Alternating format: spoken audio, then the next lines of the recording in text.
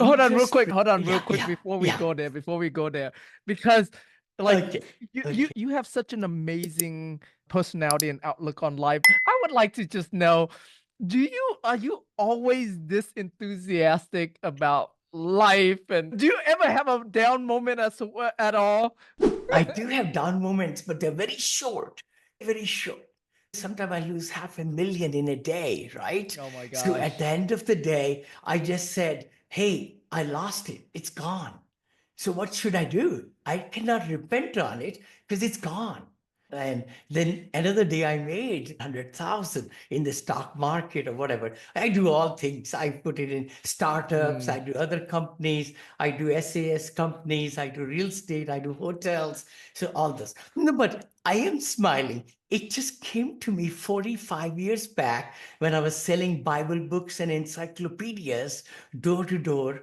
And wow. people said, Vinny, you laugh too much. So the plaques they were giving me, I have over here actually in my office. Oh, you can't see it. It's up there on the Yeah. shelf. I worked 80 hours a week, 80 hours, 80, not 40, but 80 as a young man, 22, 23 hours. And the key thing was they took the Kumar out, my middle name, put smile in there. So I had to live up to that. And then I went Mm. to fundraising in my other life and stages, shows, all that. So people started calling me Mr. Smile, Mr. Enthusiasm. So I do That's smile a lot. I love it. I love that. Yeah. And it's like for you, it's just so consistent and like you do it. And so, yeah, in the last few years, the market has been very challenging. And Yes, yeah, I'd love to hear how that has been going for you and yeah, how you came about selling off all of the assets you did sell love off. to. Love to. I've been really slowed down in the 2018, 19. In 19, I bought two assets. I bought one Mm. for 54 million, Maitland property, 324 units over there in Orlando suburb, and sold it for 64 million 2 years back. So I bought it in Wow. 19, sold it in 23 because the price was amazing. Then I bought in 19 also 200 units, 35 million, went to 56 million. Then I bought a hotel 2019 December in an auction, Hilton Garden Inn, for 6 million and sold it for 12 million, by the way. It went from Wow. occupancy, I might have mentioned to you, Tim, from 85% to 15%. And we told our leasing people to talk to doctors and the hospitals, and they chose our Hilton Garden Inn to live in during COVID. So it went from Amazing. 15% to 87% occupancy, Wow. and the value went to 12 million. We sold it. We sold it. So that was the one we sold in 2023. 23, yeah, 23. I just want to share the screen, if I may. Yeah, This of is course. the one we bought. We sold the Hilton Garden Inn and we bought this. This is my partner, myself, and this is my company. Monil is my brand. That's our kids' name, Monica and Neil. We put it together. So that's our brand, Monil, all companies. And so we bought from the profits, 5,330,000. We took from the profit 1031 and bought this one. 165 doors, Wyndham, which is one of the best over there in the same town. And the beauty is that I always do a lot of research, which everybody does, underwriting, very assumptive, and then find out what's the capex. How much money did they put in, right? It's a very old hotel, one of the icon in that market. But the key thing I wanted to show was they upgraded all the rooms, the restaurant and the whole thing. So the seller spent almost, yeah, 165 right there. We'll just do it quickly. Then I'll come back. I thought this will bring some nostalgia into our presentation. And where are you, Vinny? Where are you? Right there, guest rooms right there, blah, blah, blah. Where is the capex? Right there. They had put in about $3-4 million already. And I paid only 14 million, 13 million nine or change. It's 100% occupied right now. 100%. We got contract from the Border Patrol and everything. So now it's worth 22 million. So some of these things have been just amazing right there. Wow. Look, anyway, let's just not worry about it. I was thinking I will see the 4 million they put in into renovations. I didn't. There it is right there. There it is right there. Capital expenditure. So I always look at the properties where I don't have to do dusting. I've done a lot of dusting in my life and a lot of renovations. So anyway, said same thing. So we have that one, and we cashed out 1.6 million profit to people, our general partners. Then I bought another one in 2021, only one in Tennessee for 12 million five. I just sold it last year for 17 million four. Wow. So essentially, it's the idea to grab it when it's cash flowing and then finding the business plan, what you're going to do with it.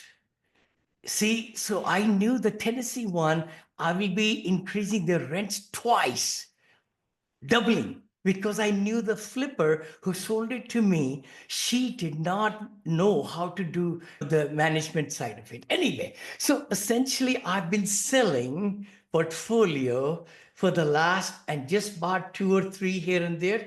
The reason was the new investors who were coming in the marketplace, they were overbidding. And I don't want to pay. What's when you get caught in that overbidding cycle, you are just trashed. And bridge loans, people were closing in 30 days, 60 days, 45 days. I have closed in 56 days. Most of my deals with the Fannie Mae loans, Freddie Mac loans, all that. But the key thing I wanted to mention was Austin. I just saw Brother Trevor is also in Austin, and maybe one more person we were just talking about. Yeah, Becky. I Yep. bought lakes at Renaissance in the COVID because my properties in Florida were doing really good, zero delinquency almost. I said, Vinney, engineering mind, where are people going from California, my backyard? I live near San Francisco. Silicon Valley was melting. It was going to Austin. I just drafted a text, small text, sent to 17 brokers in Austin because I had bought in San Antonio, Austin, all this area. And I get this one email back from Michael. He says, Vinny, I know you. I sold you 9 years back this country club apartment complex. I said, oh, yeah, Michael, I remember you. Yeah, he says, you were the easiest guy to work with. I said, Vinny's back with more millions. So get me a good multifamily. Wow. We bought Lakeside Renaissance. I'm recording it right now. For 34,750,000, 319 units in the domain. So, Brother Trevor, you'll know that, brother, right there. Guess what?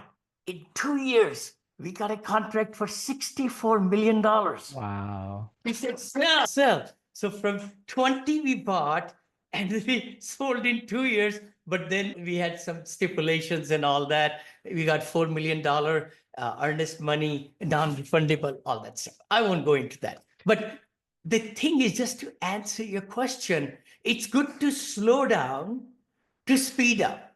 You got to slow down and speed up, right? Okay, just 1 second. I think something is happening over here. Yeah, no, don't worry Okay. too much. Don't worry over too much on the No, no, chat. no. Please But go for it. Go for yeah, it. you've been in the market for a long time. You've seen several market cycles. Besides people with just bidding really high on these properties, were there other signs that you saw that you're like, Yes. hey, we're at the peak of the market? Yes, I think the other thing is also hindsight is 2020. I say that Right. my syndication packets, which we promote with my investors, 700 investors, accredited investors that we have built from one all the way to 322 million I've raised, is these are very secure people and they want their money to churn. Every market has a cycle. See, you cannot just say, I'm going to keep it till eternity. I don't believe in that. I believe market cycles happen and you got to leave some meat on the bone for the buyer. Otherwise, they will not buy.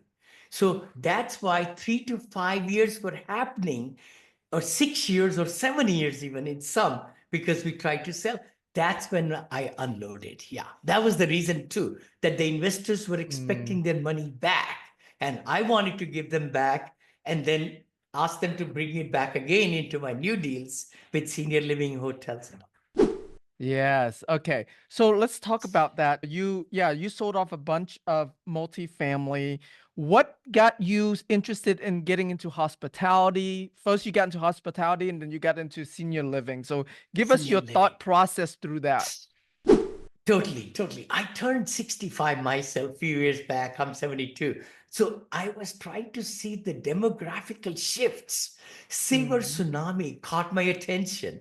And that's where for last 6 years, I've been really doing a lot of research on mm, silver tsunami, the silver living, how the baby boomers are turning 10,000 of baby boomers are turning 65 every night. And that's going to keep on happening for another 5 more years. So that's 76 million people, largest population of USA, is going to become 80 years, 75 years, 90 years, 100 years. So that's what I would love to again give a little flavor. yep. This is my what I've been building with my partner. So I found a partner who was building these 30 of these. Wow. Oh, okay. They're And then, huge. isn't it huge, brother? Look at Yeah. this. I'll put the music on right there. Get the daily Yeah. support they need while remaining as independent as So possible. this is what We I extend built. our I was highest standing level under of the service of tree value and quality. where this 7 acre Everything of you were land, looking for and we in an built assisted it living for community. 12 million. I sold it year before for 17 million, right? About Wow. 16 All million, award-created you know? and served So restaurant that's style at our where I facility. find that you could do really, really well stylish beauty in salon- senior living in their spas and other things and all that. So I've been building in Williamsburg, I'm building in Palm Bay, but then Featuring I private just, courtyard let's just views, go back kitchenettes, again. and I'll equally just stop spacious it right restrooms. there.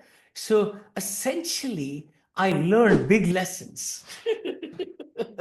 So I said, God, it took me 2.5 years to build these. My life, I want to build so many of these or convert some so that I don't have to go through permitting and loans and headaches and 32% increase in cost. All that happened right after COVID. So now I'm in a new era of senior living, which your team, everybody watching us, can really enjoy knowing, and that's residential assisted living. Okay, Mm, so I'm going to show you now something that I've done in the last literally 4 or 5 months, and that is called residential assisted living. So what these are senior homes for assisted living and memory care, but they are single family homes, single family, low hanging fruit. All our investors can raise less money. You don't have to raise millions of dollars, but get one investor or two investor to buy these homes.